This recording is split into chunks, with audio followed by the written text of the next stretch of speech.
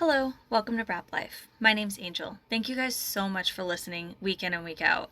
This week's episode is really special. So it's kind of funny because you guys are going to jump into the episode in the middle of a conversation that we started having. This is Cecilia. She is from Denmark and she is currently living in the United States. She is training to do the Baja within the next couple years, and she's got a really great plan for it. She's got a really amazing story, and I'm just so glad that my friend Dustin connected me with her because she is just a bright light in the world. So I'm really excited to share this story with you guys. And I really hope that you guys will go and support her. She is so fun. She's so enthusiastic. And I think we've got her kind of headed towards hard enduro now too. So I'm super stoked about this. And I really hope you guys enjoy this episode. And I'll see you next week. Like you're actually in life danger almost, right? When you're up there. Like actually having a fear that is real is kind of cool. Like it's not just some made up oh my problem. God. Exactly. It's not, oh my God, I'm getting too many texts at one time and like my heart is racing. It's like it's real. Like this is what our biology was made for, fear. Exactly. So it's also kind of, even though you have those fears of like fear of heights or you know, whatever, like challenging that is exciting because it's so fucking real. Like, if you don't do it right, you're gonna die or get hurt. Exactly. But it's kind of nice. It makes you a little more calm in like your real life, everyday life, right? Like you start not freaking out about small issues anymore because you're like, oh, I almost died this Saturday. I think that's exactly what it is. Yeah. I've always had so much anxiety, and then when I started riding harder and harder stuff, it's like, man, if I can make it through that canyon and not die, this is nothing. Like, yeah, I totally get that. Like you have a hard enduro mindset, just so you're aware. That's good. That's a good start, right? I like that. Nice.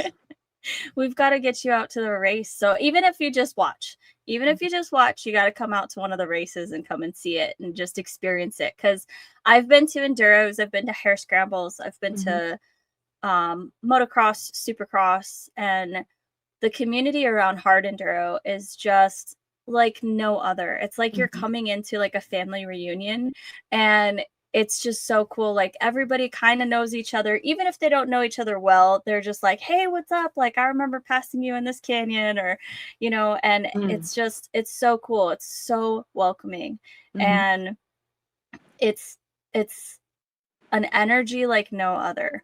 And I absolutely love it. So that's what got me into it in the first place. Like when I found US hard enduro, I was just doing media. And so I just took pictures and I was traveling and following it, but it was like an intoxicating experience every time. So yeah, maybe we can get you out to like the Moab. Moab would probably be the closest to you because that's in Utah. Yeah, I've ridden in Moab and like climbed in Moab, but not anything like hard, mostly just sand riding, like long distance sand riding. But I love some of the elements of hard enduro. I've never been on like a ride that was targeted hard enduro, but I can imagine that like having those skills and doing that also helps you a lot in the enduro races. You have those technical skills that are just elevated, right? To be fair, I don't really have skills. I just kind of like go in and I do the best I can. I'm working on the skills portion. So I always say that so people always say I started at square one, right?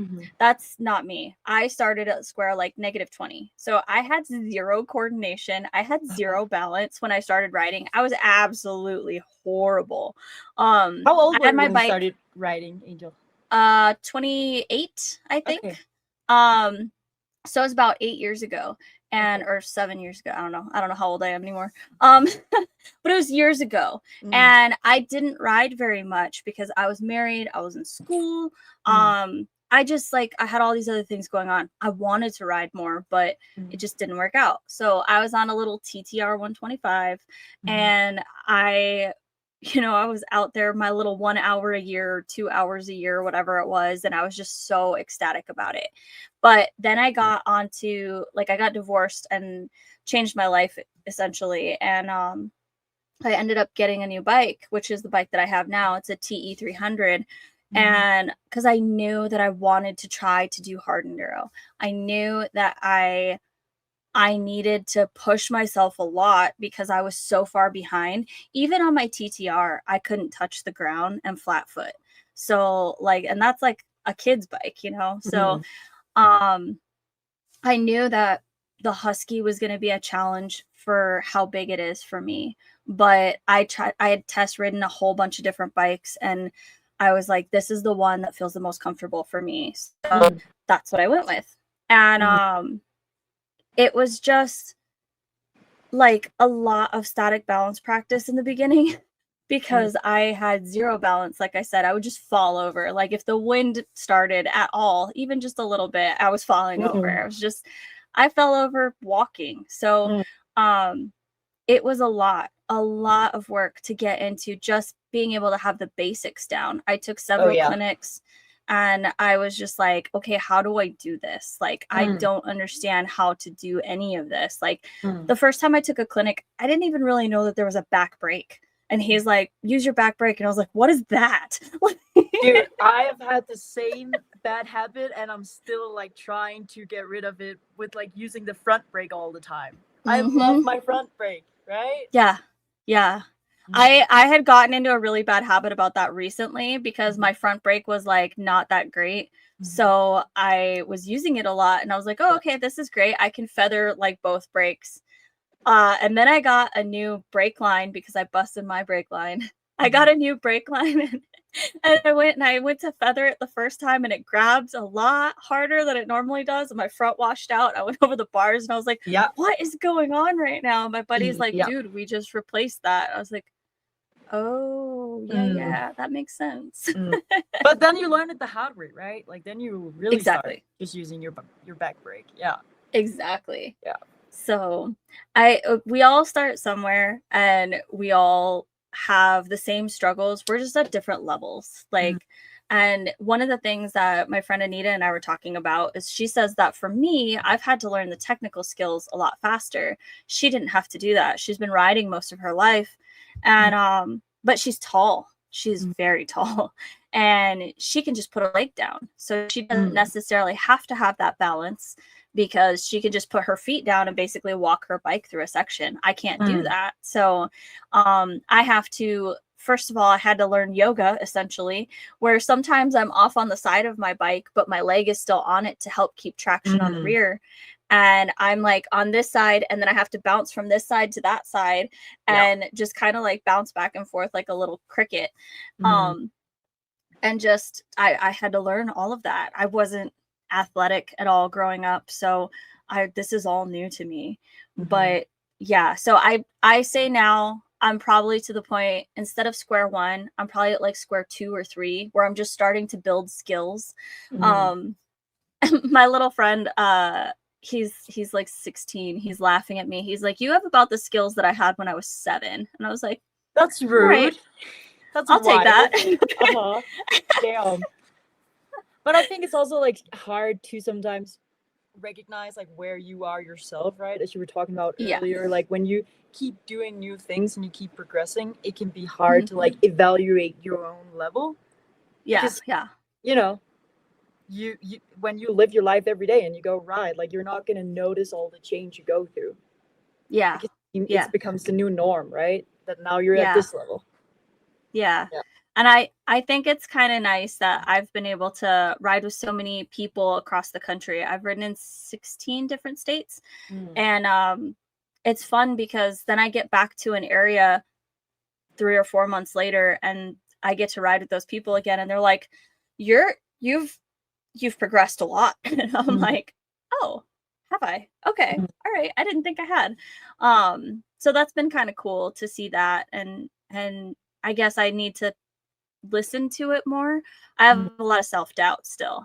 This year I'm working on my confidence and my like believing in myself. Last year was about getting over fear. Yeah. Like, yeah. That's awesome. Yeah. It's just building. It's building because I'm building into the person that I always wanted to be.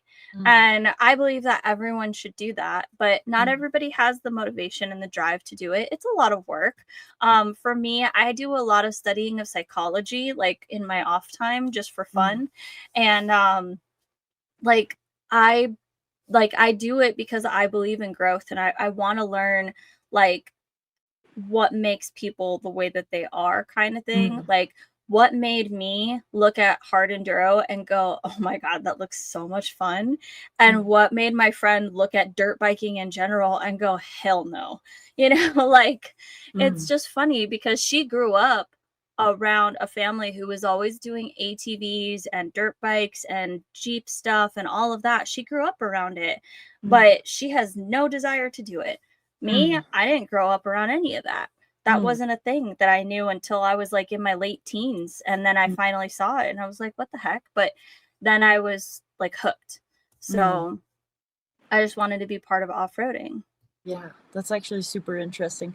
I work at an avalanche school where like a lot of my colleagues are like ski athletes, and you know, everyone that lives in Silverton, most of them are athletes, right? Like you don't end up in such a small town in the middle of the mountains if you don't have some form of interest that requires this terrain. And it's really interesting talking to all of these people about like, why do you do this? Like what led you to want to give up everything else in a normal life to pursue this hobby you have? And you know it's risky too, right? Like you have gotten injured before, but you keep going. Like what makes some people chase that like super intense lifestyle? Exactly. That is super interesting. I haven't found the answer yet. I don't know if your research has led you to. So, the first thing that I got into before, like I had been into riding, but after my divorce, I got very into running. And I very quickly decided that I wasn't just going to do a marathon. I was going to start training for an ultra marathon. This is the girl who at the time I was very overweight because I had been sick. I had been sick. I was on medication. I had had surgery. All this stuff happened in a very short time span, right around the same time as my divorce. So it's like my entire world collapsed. And I had to heal physically and mentally from all of that. And when I started healing physically, I was like, okay, I used to run and I liked running. So I want to get back into that. So I was running a 20 something minute mile at that time, but and I could only do 1 mile. I'd go out half a mile and I'd come back, and that was my, that was a struggle for me at that time.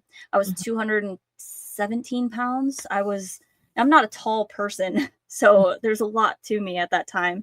But I was like, I'm just going to sign up for an ultra marathon and I'm going to push myself and I'm going to try and do it.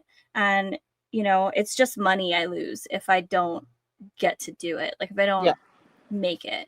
So by the time that came around, I had lost 70 pounds and I was running 33 miles on average. So at least once a week I was running 33 miles, and just to get myself prepared for the race. And insane. And alongside that, about 6 months into that was when I was starting to really train on the bike. And so it was kind of crazy because I asked myself that kind of same question. And I work in the medical field. So like looking at like research is a big thing for me.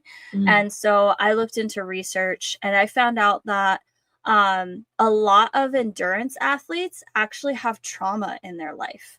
And it's a way to overcome trauma for them. And it just becomes kind of like an addiction, but not in a bad way. But a lot of the athletes that were talked to do have some form of trauma. And I thought that was really crazy because I definitely have that in my life. And, I know a lot of people who are in ultra running who have that kind of trauma. So it was really interesting to see. This is like in a scientific journal that this was published. So, and I don't remember exactly, but it was a really high number, like over 50%. So, but it also makes sense because that's like a type of pain that you can control, right? Like you're putting yourself through it, you're training up for it, like you're in that focus mode, but you're in control of your own performance. Where you know, whatever trauma you might have had was like probably put upon you, right? Like without your without your want to be in it. Yep. I definitely think it's a control thing. And I think for the same reason, a lot of military people gravitate towards this after they get out of the military. Yeah. Like we were talking about community, and the community around off-road riding is so tight knit.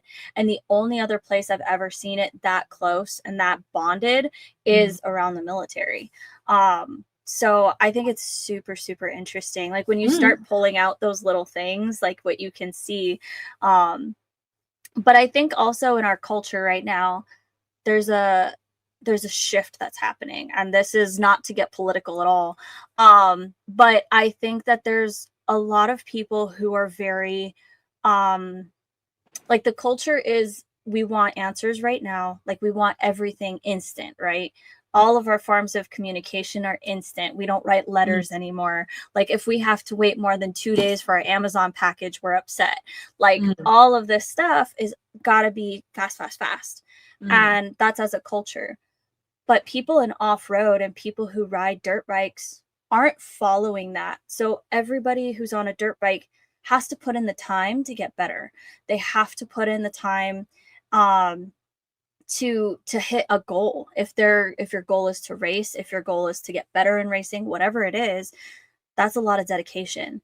And that's not exactly aligned with what the culture is around us. So I think it's really interesting. And like we talked earlier about seeing kids doing this, and I think that that's really cool that there's so many kids who are getting into this and getting into working hard for that delayed gratification versus the instant right now. That's a cool way to look at it. I do a lot with like psychology stuff, so this is all super interesting to me. I'm a super nerd, so sorry. I love hearing about it, because like I think these are thoughts that we all have every now and then, like why are things the way they are? But you know, when you're sitting by yourself contemplating that, it's kind of hard to find the answer. So it's always interesting to hear what other people think about that. Yeah, definitely. I love talking about it. I will rant all day about it. But yeah, so okay, we're gonna pause because we started talking and I started recording because I was just like, this is such a good conversation. I want to go back to the beginning for you. So you made a really cool post. I don't remember if it was today or yesterday, about your dad. And so I wanted to ask, how did you get into riding, and how does your dad factor into everything? So, since I was like super young, my dad has worked as a policeman, and he was specifically like a motorcycle cop. So I've just always been like around that, like around the motorcycles, and obviously looked up to him a lot. He would drive by the school, you know, with his motorcycle, and it was super awesome to like, that is my dad, right? Yeah. So I've always loved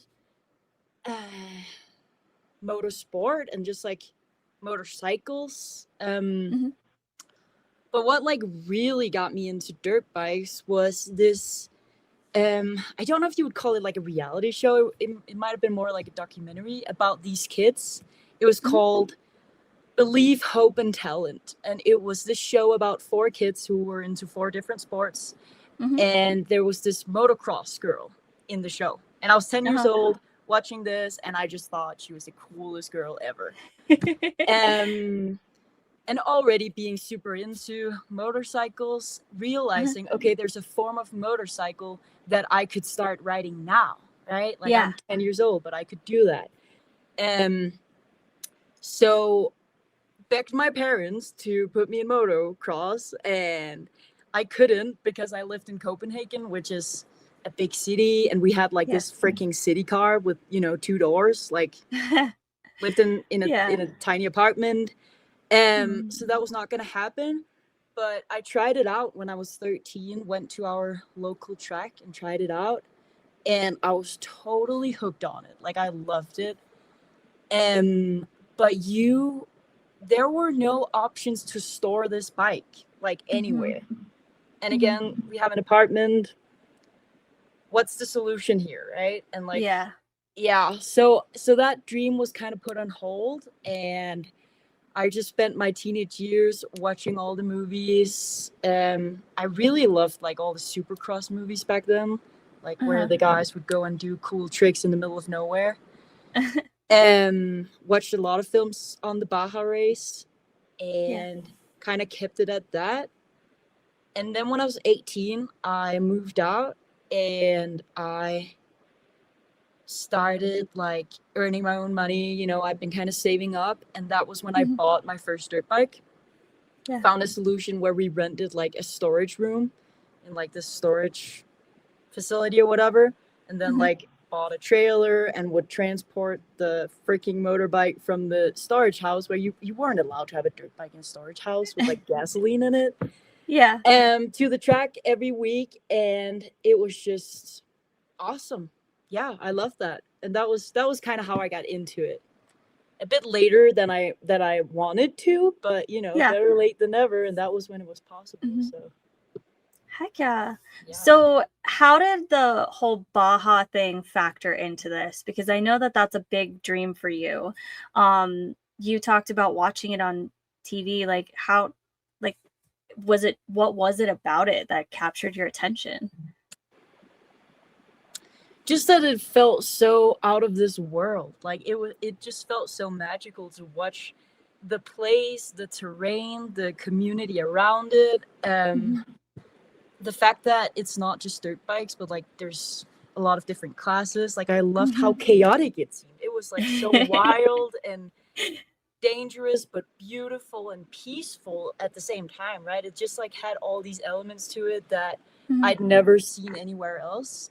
And I watched all the movies and always came back to them, but I never thought like, oh, I want to do that. Like I was just having fun at my local track, which was super small.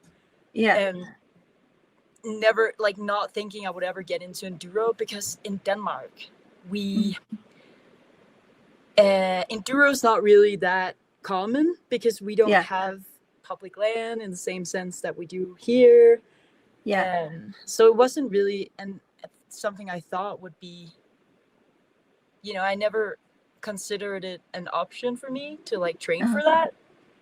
But then at some point, I think I was 20. I've been riding for a few years. I really liked it, but also it was getting a little bit repetitive to just like ride this one track every week. The weather in Denmark is horrible, so it was raining and training would get canceled all the time. And I was like, this is so expensive for me to do. I'm a student. Like, why am I doing this? Like, I love it, but like at the same time, is it sustainable? And then I kind of like asked myself, why did I get into this? Like, why do I love doing this? If we say there are no limits, what would be my biggest dream within this sport? Is it to become great at motocross? No. Like, I really want to ride in beautiful terrain and like experience nature while also becoming super good on this machine and like ride enduro. Like I was just like the Baja would be like my ultimate goal, and it might be super unrealistic, but that was what really made me fall in love with riding, right? And then I was like, well, why not? Like literally, why not? Like if I just there are a lot of steps on the way, talking about like what we talked about earlier. It's not, you can't just make a decision about wanting to be really good and then it happens tomorrow. But like, what if I say, oh, I want to ride the Baja in 4 years? Why not? Right? Like, and then just started working towards that. I love that. It was kind of so like cool. That or selling the bike. I was really at a crossroad where I was like, either I sell this freaking bike and I stop riding, or I figure out what is it that I love about it, and then I go all in on that. And and so you went all in. I went all in on that. So it sounds like you're really close with your family. How hard was it to leave? like I feel like I left home at like peak time. I just graduated. I was living in this apartment in Copenhagen with my best friend and had a boyfriend that I really liked. And I think a lot of people can relate to, like, when you move out, your relationship with your parents becomes even better. So it was just like prime time. I had a job that I loved. But then I was like, okay, I can't ride enduro in Denmark. Like, I went to the Baja and talked to a lot of people, and they were like, well, you can forget about it if you don't move out of there, because you can't train for it. So I was like, okay, is it worth it? Yes, it's worth it. Moved out of the apartment, and my best friend Elsa found another place to live. Broke up with my boyfriend. Told my parents, like, I'm gonna find a job in the US. It's happening, guys. And everyone was a bit like shocked. I think everyone was a bit like, what the fuck is wrong with you? It was definitely like, it was a little bit difficult, especially with the friends and the boyfriend. I think when you're in your start 20s, a lot of your life revolves around your friend group, right? And like the community you have, and just being young, like going out and drinking and having movie nights at home, all that stuff. So that was actually harder for me to leave the friend group I'd had all my teenage years. My parents are super supportive. They've never, even though I'm an only child, they've never been too overprotective. They've never tried to stop me from doing anything I wanted to do. So every now and then I think it scares them a little bit, knowing that their 22-year-old daughter is alone in the States riding her dirt bike in random places. But they don't let it show that much. They're very, very supportive. That's the good. most supportive people I have, for sure. Yeah. That's really hard. But again, going back to the psychology, I started throwing myself into this because I was broken down to nothing. Like, I was at a point in life where there was literally nowhere else to go down. I could only go up, and I could build into what I wanted to be. You had exactly the opposite. You had, like, essentially what felt like the dream life, right? Like, everything seems to be going right, like you said. And you still made this decision. And like, I think that that's so cool. So like, it's hard, but that speaks a lot to you valuing yourself, and like, you chose your dream over anything else. And that is so inspirational. That's what I've been doing the past year, is choosing myself and my dreams. And I've never done that before. And that is such an empowering feeling. So I can only imagine how it feels for you, coming to the complete other side of the world and like reestablishing yourself somewhere. And like, that is amazing. But I want to go back to, you said you went to Baja. So when was that, and what was that like? The first time I went was in 2024. It was super fun. It was kind of random. I had talked to a lot of people back home about like wanting to do this race, and they were like, well, if you want to do it, you better go see it first. So I was 20 at the time, and it was 2 months till the race was happening, and I was like, okay, am I just gonna travel to Mexico alone? Like, what am I gonna do? So I went online and went on this forum called Race Desert, cool forum. And I made a post and said, yo, I'm Cecilie, I'm from Denmark. I want to race this race. Can someone take me? I will do whatever. I have a first aid course. Like, I can, just let me help out. Let me be on a chase team. And then this guy, Rusty, reached out to me and said, hey, I know this sounds creepy, but we are a team of 60 plus guys. We're five guys, and we would love to have you. And I was like, that's something, right? Like, that's cool. Yeah. Talked to my parents about it and was like, should I go to Mexico with these 5 men? And they were like, yeah, go for it. So I talked to them, and they seemed super cool. I flew to San Diego, met them. We drove to Mexico and spent a week there. And it was just an incredible experience. Like, all of these guys I'm still really good friends with now, and I only live an hour away from Rusty now, and he was he was like the reason I ended up moving here. He's like a second dad to me now. I go down and have dinner with them all the time. We go riding together. It ended up being like the best choice I've made for, you know, my journey to race this race. And they ended up finishing with like 10 seconds to spare. So they like absolutely just made it. But that was just that euphoric feeling when Rusty came over the finish line, and we'd been awake for like 46 hours at this point, and everyone was, you know, fucked. And it was just so fulfilling. Like, it was like, wow, there's nothing else right now. And not in that, like, you know, I've just watched a good movie, I'm not thinking about anything else. It was like really like, this could be the purpose. Like, how incredible is this? And it was just, it was just awesome. And it's hard, like, not to want to go back after an experience like that, right? Like, total chaos. And it was a year where there had been like people shooting after like a chase car, and we were not that far away from it, and you're sitting in your car like, this is fucking scary. Like we talked about earlier, like, you have that fear of like, fuck, like, are we in danger? But then you also have that, like, you see the sunrise and all the dirt bikes riding by. It's that like constant switch between anxiety and like euphoria. Like, it's just such an incredible state to be in. You're just in flow state during the whole week. I love that. Yeah, it was really absolutely incredible. Love that. I haven't done the Baja. I haven't been around it, but I know some friends who have done it, and they said it's incredible. So I'm really excited. When Dustin sent me your profile, I started looking at everything, and I was like, this is really cool, because it's hard for a lot of people to do Baja, and I have not yet met a woman who wants to do it. So that alone is super cool to me. It's not a very woman dominated industry. So like, you see a lot more women now in motocross.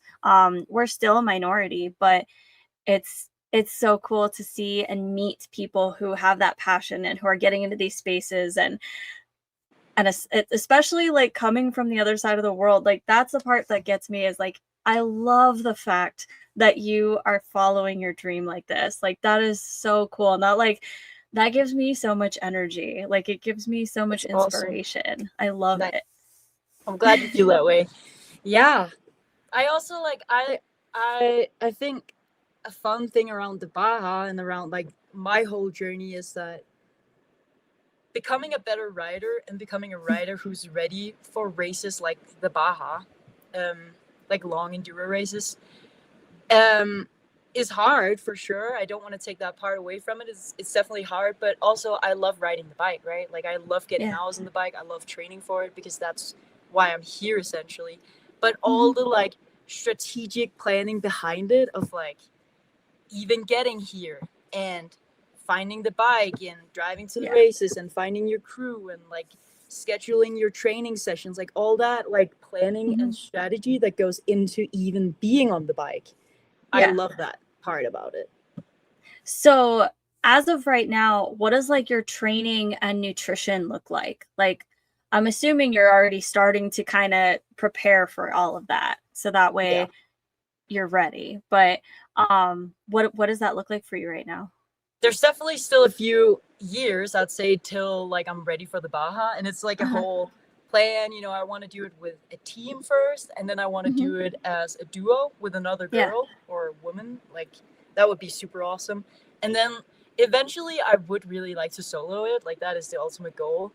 But it's definitely like a step-by-step plan, and there's a lot of chiller races before that. But first of all, it is, of course, getting a lot of hours on the bike and just getting better in the sand. Like, I'd never tried sand before I moved here, and I was like, shit, that's something else. That's not the dirt I'm used to riding in. Yeah. So getting a lot of hours on the bike is a big part of it.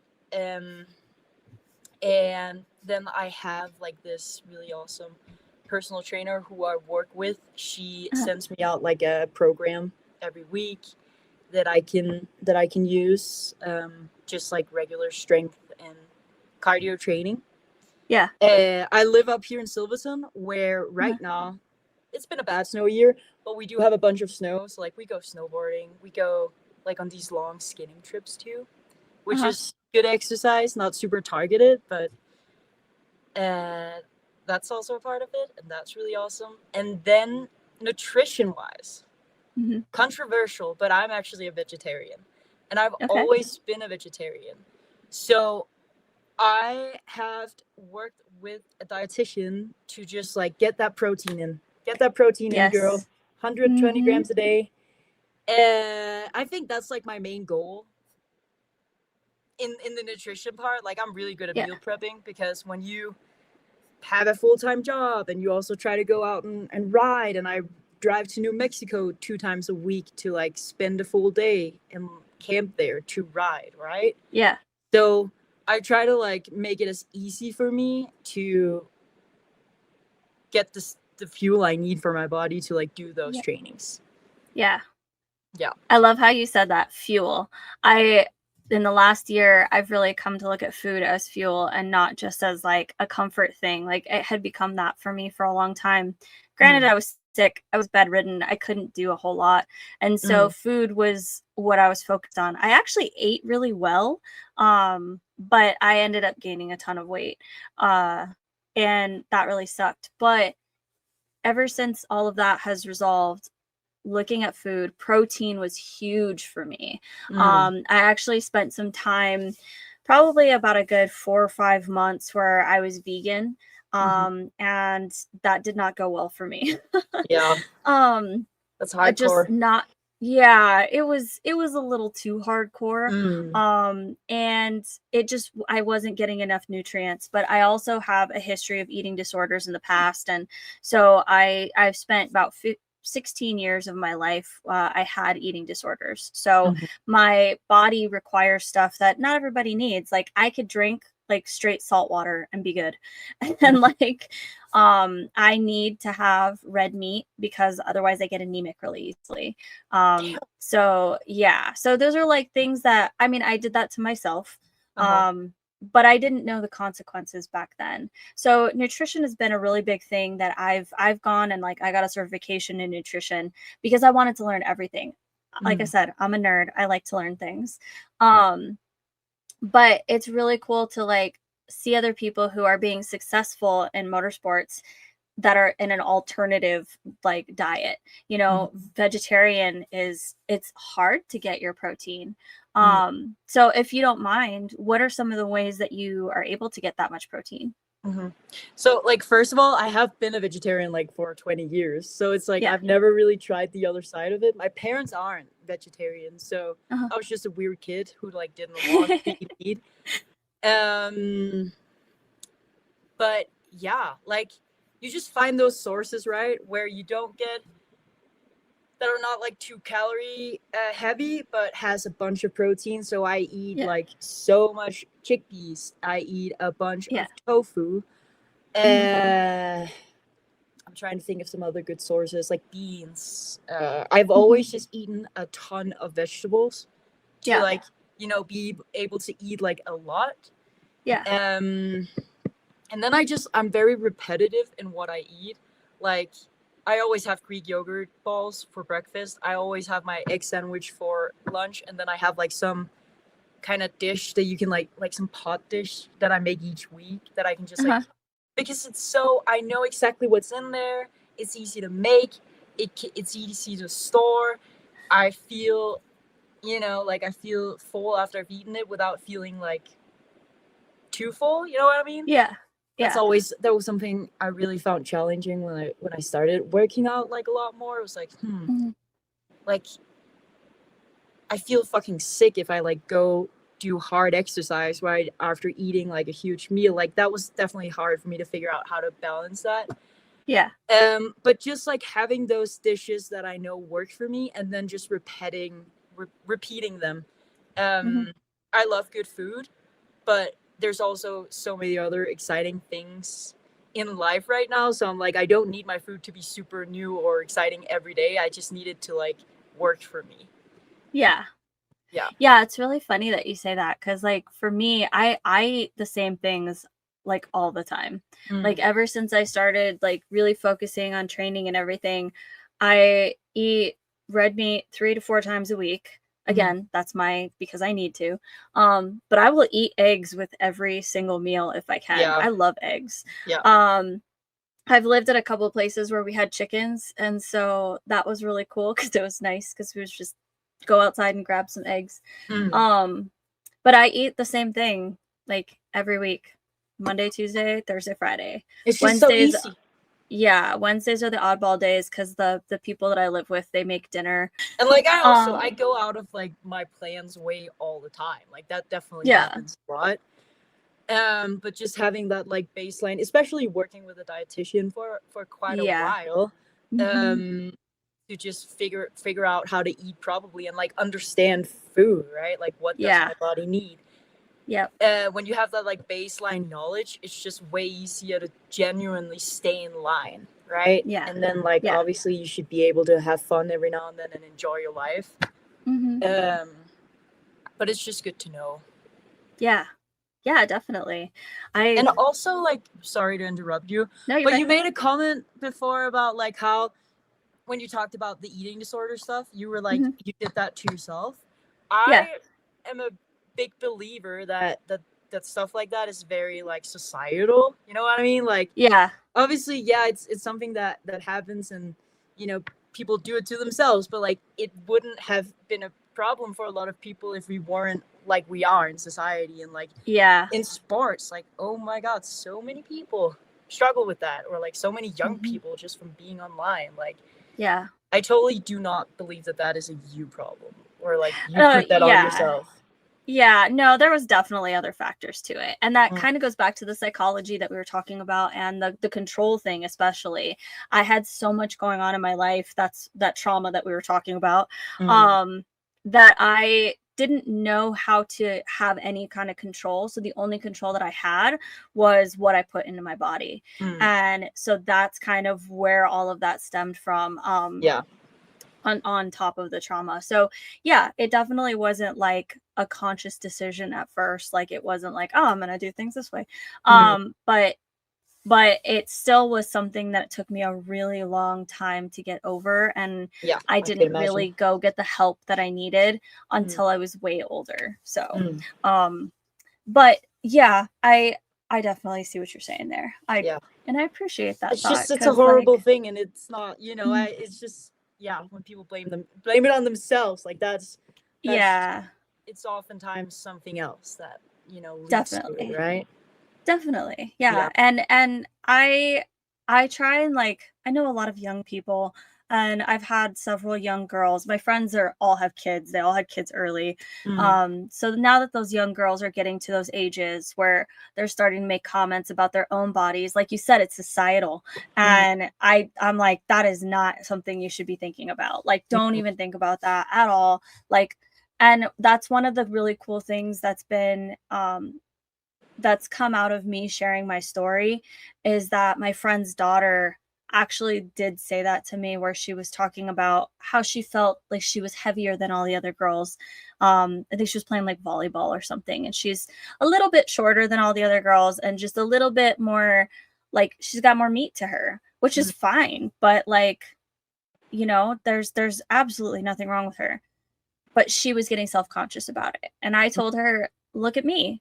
I said, I am way too short to be riding, and I am not the like ideal body type for a rider. Like, I don't fit in a lot of women's riding clothes, even because I'm curvy, and I may wear like the equivalent of a size 2, but I still am curvy.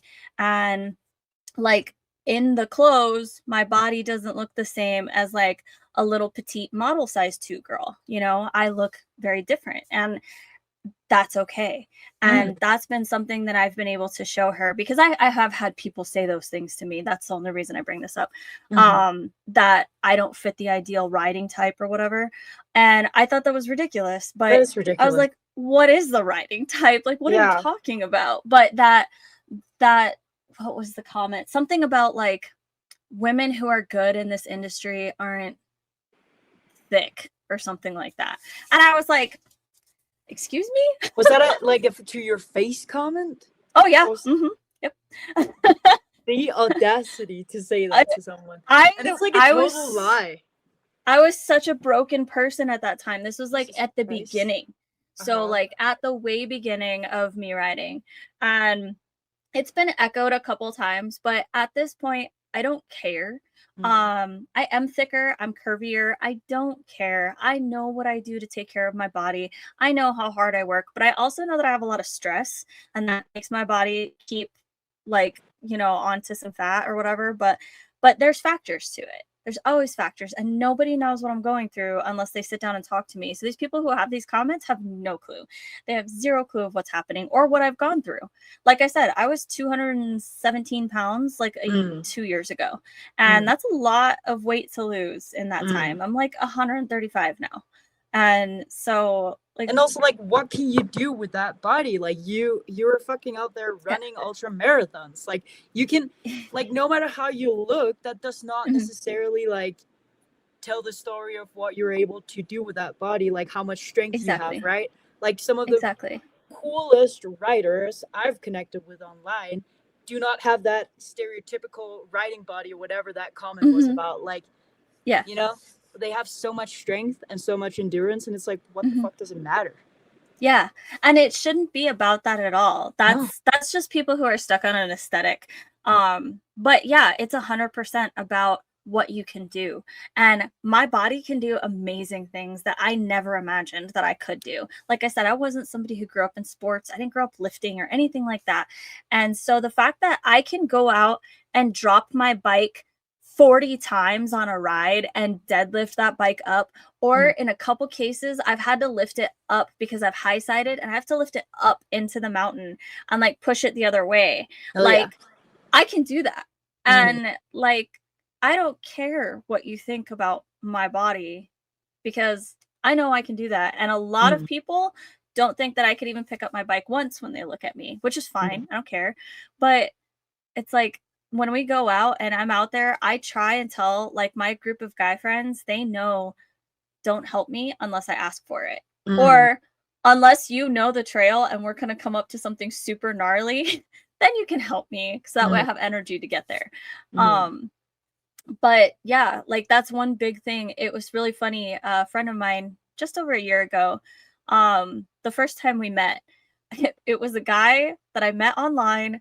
And I was just like, let's go meet in the desert and we're going to go ride.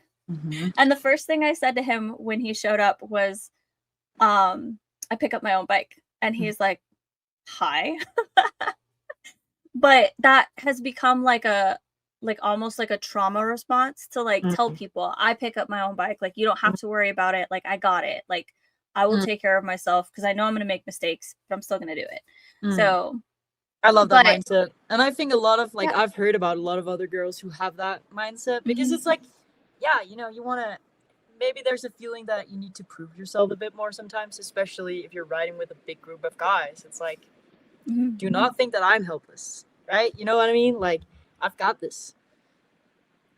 I've just met like multiple women and I have the same mindset as you in terms of that like, and I don't know where it, you know, it probably doesn't come from the same place from everyone, but for me, it's definitely like if I'm riding with a group of guys, there is a feeling that like I need to prove myself in some way, or at least I need to show that like I know I'm not the best one here, so I'm at least gonna make it obvious to you that like I'm not a whiner and I can fix my own shit. Like if I drop my bike or if I struggle with this obstacle here, I'm gonna try until there is like nothing left for me, right? Like you want to show that you're strong. Like you want to do this. Yeah, exactly. Like when I met the guys that I ride with now, I wasn't doing hard enduro yet. I wanted to, but I hadn't gotten there yet because I was still so new. I had maybe 80 hours on this bike, so maybe 90 hours total ever on a dirt bike. I was still figuring it out.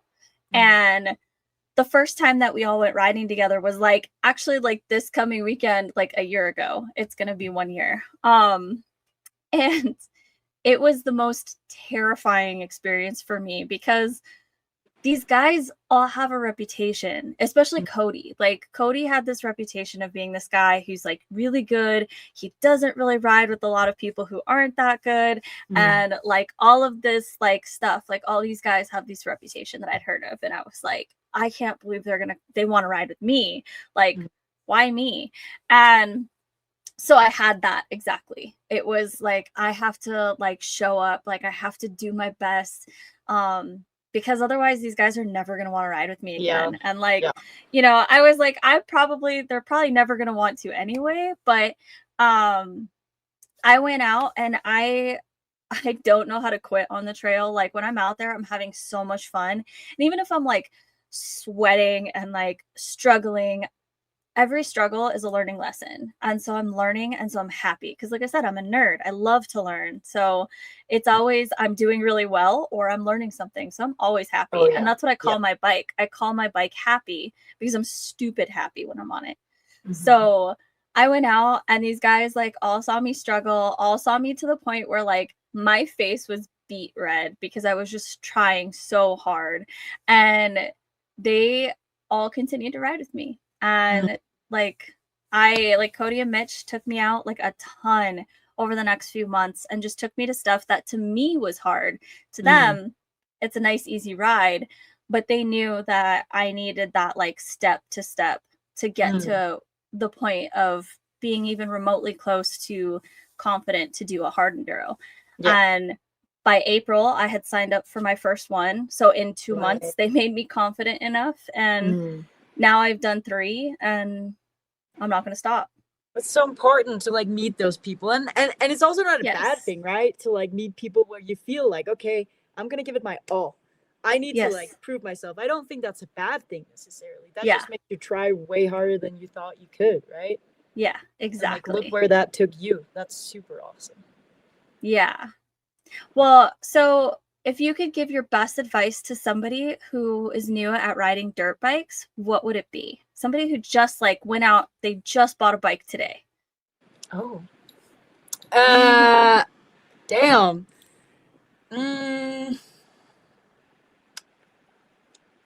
There's so much advice, right? I'm thinking back on what I've been told.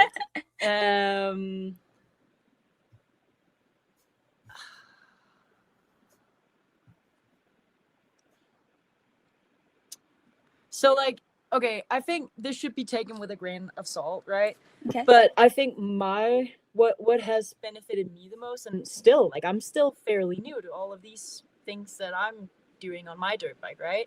Yeah. But what has benefited me the most is just like having that open, positive mindset and not saying no unless I was like evaluating the situation in front of me and being like, okay, this is dangerous for me. I cannot do this. But like, just say yes, go out and do the thing. Like, if someone want to take you on a ride, go on that ride, go by yourself. Like, don't say no. Just freaking do the thing, you know? Challenge yourself, even if you're scared of it, or even if it's super intimidating to go with someone new. And you might like doubt yourself, like just fake that confidence within yourself and just do it anyways, because like that's the only way to get better, and you are going to get better. And and then when you think back on this moment, it's like, well, I had to overcome that to be where I am now, right? So don't say no, just go do it, have fun, do it even though you're a little bit scared. Just don't do it if you think you're going to die. Yeah, that's like the limit. Yeah, definitely. I mean, I ride alone a lot. You've talked about riding alone. And that's something that a lot of people say you shouldn't do. But for me, it was, I mitigate the risk as best as possible. I carry a little Garmin GPS that has an SOS on it. So if something happens to me, I can just reach up and I can click that and I can get the helicopter to me or whatever. You know, there's always somebody who knows where I am, how long I'm expecting to be gone. And I don't ride anything that's too far out of my skill set. I have stuff that I'll go and I'll session and I'll train at. but it's not anything that's going to be like, oh man, that's a life or death situation. Like, I'm not training that stuff when I'm by myself. I save that for when I'm with the boys. Yeah. I agree with that. So I think like you said, for me, it was a do or don't. And it was either I go out by myself and I start figuring all this stuff out, or I don't ride. And it would have been 3 or 4 months before I would have gotten to ride had I decided not to do that. So for me, it wasn't worth waiting. It was worth the risk for me. So, but everybody has a different limit to them. Like, they have to decide for themselves. But you can also pick different places to go, right? Like, you can find, like, even going to, if you want to do enduro, but you have a track close to you, go to the track. Like, that's better than nothing, and practice your cornering or whatever, right? Yeah. So there's also different levels of hardness of the, like, different places you can go and ride, and just pick a place that's like within your range of what you're comfortable with, but also like the confidence you build from like going by yourself. It's so incredible. Like, I think we talked about this before you started recording, but like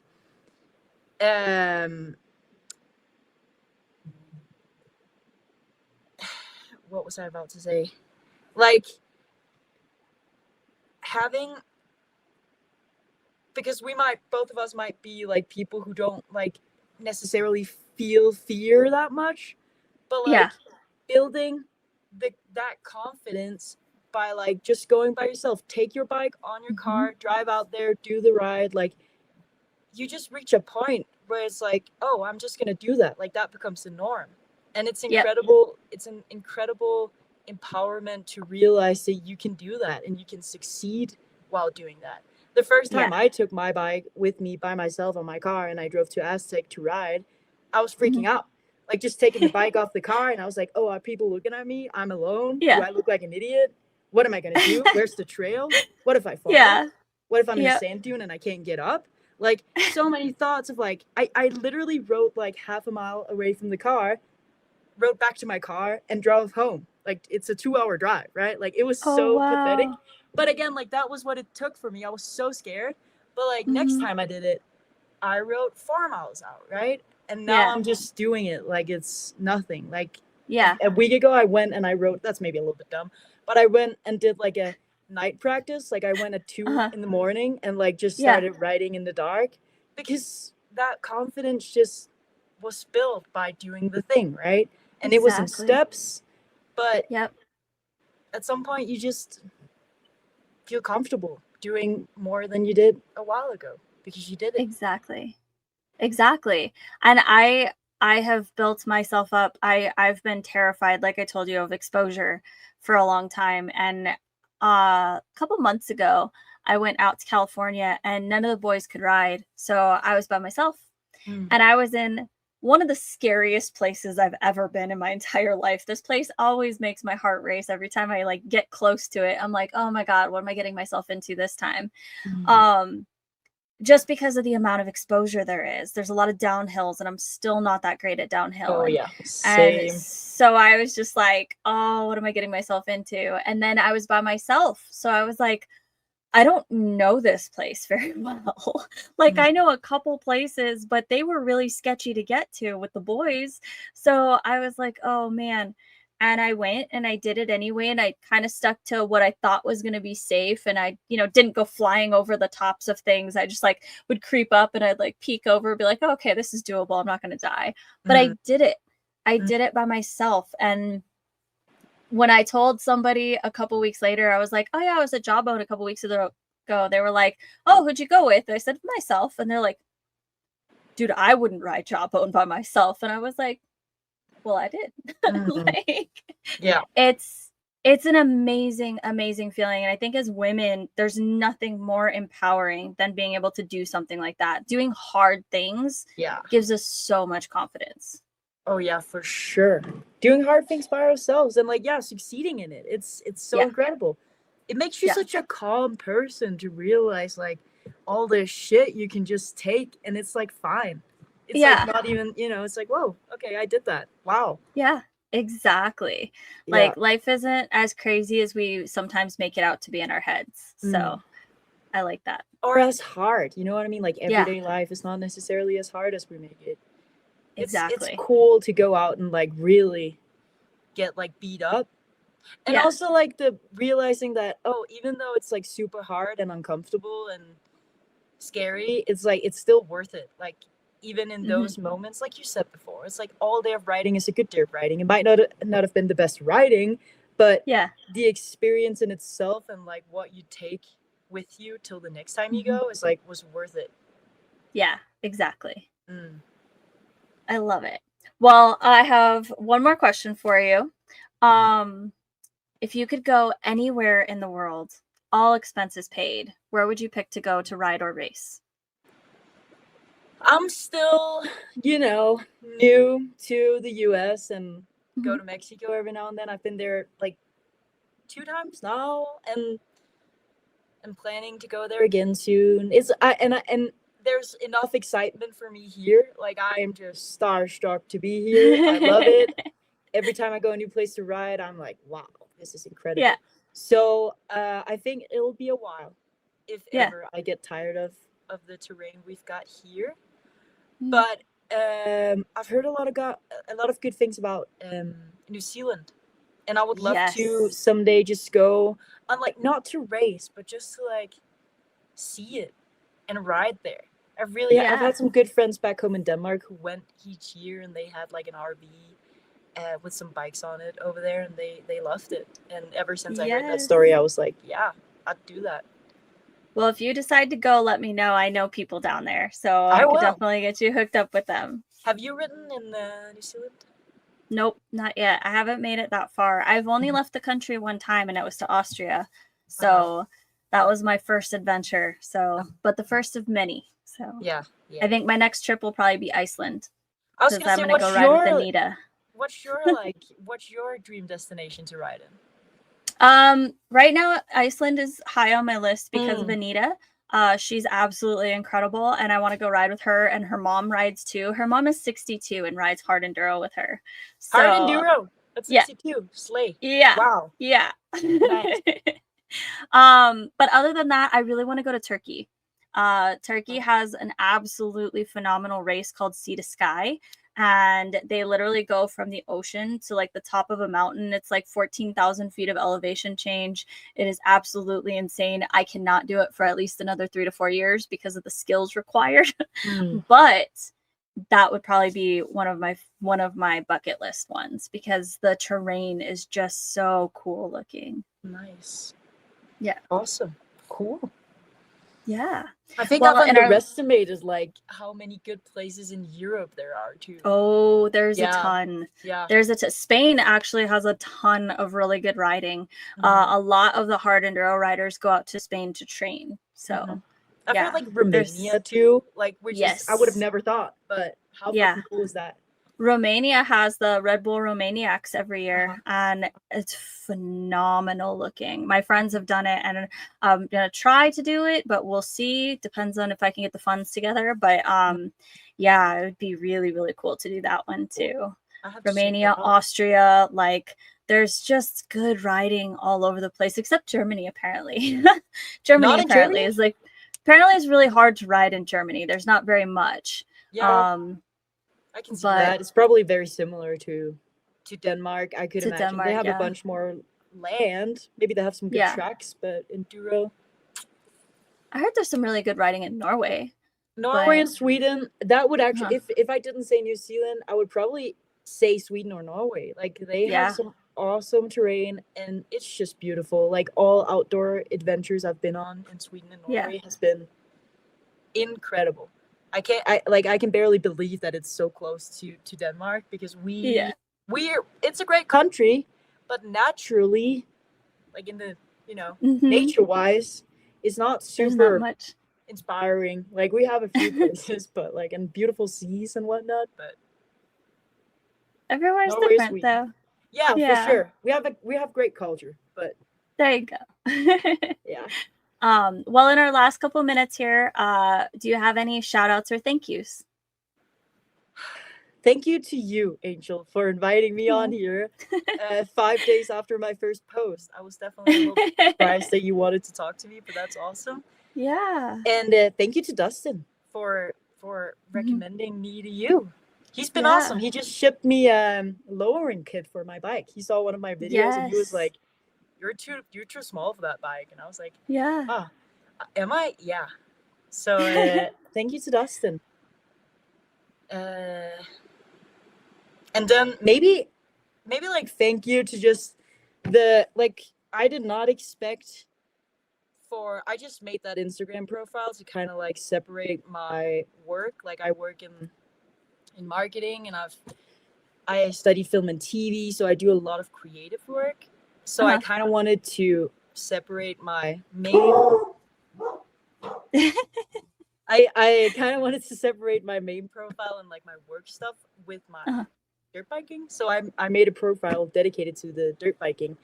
And I did not expect for it to like for people to find that and like comment on it, but there's been so many awesome girls and guys like reach out to me and just saying so many encouraging things and like inviting me to go ride with them. And as someone, you know, who just kind of said goodbye to everything and moved to a new country, it's just such an awesome experience to be let into that community. Like that has changed everything for me in the past few days. Everything just feels way more achievable when you have people supporting you. So thank you to all the moto people who are just being awesome in my comments and in my DMs. Well, you're going to get a lot of that. This community, like I said, it's second to none. So you've got people behind you and we're all going to be watching you. And I'm super, super excited to watch your journey as you get your training and get out to Baja. Thank you, Angel. I'm excited to watch your journey. It's awesome. It was great to talk to you and just like hear about your stuff too. Yeah, definitely. And we'll definitely have to have you back periodically to hear how your training's going. And then, of course, when you get out to Baja, you'll have to come back and update us. I'm up for it. You just let me know. Awesome. Well, thank you again so much. And we'll talk to you again soon. Of course. Talk to you soon, Angel.